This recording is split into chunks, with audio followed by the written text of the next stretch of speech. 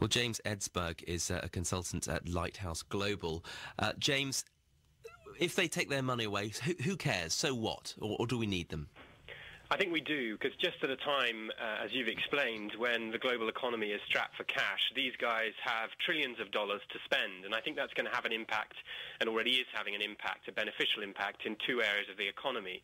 The first is in the banking sector. They are bridging a certain gap in liquidity, and they've made investments in some of the large American investment banks who are currently suffering from losses as a result of their subprime exposure.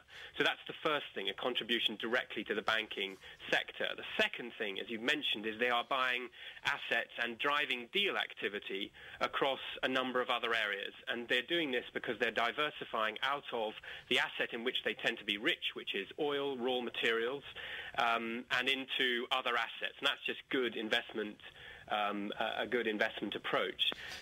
So yeah, they're spreading their wings. And how likely is it that the EU is going to get any change out of them? Do you see them publishing annual reports? I mean, some of these are run by the royal families, for example, of Qatar.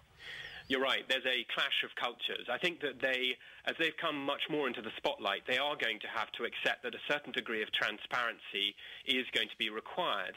And if they take as the benchmark of the disclosure requirements, say, for example, of a listed company on the FTSE 100, sovereign wealth funds are going to have to accept, I think, that they need to be more transparent about who exactly owns them and controls them, their management structure, and provide more information about their financial performance. Those are standard disclosure requirements for leading players in the corporate world.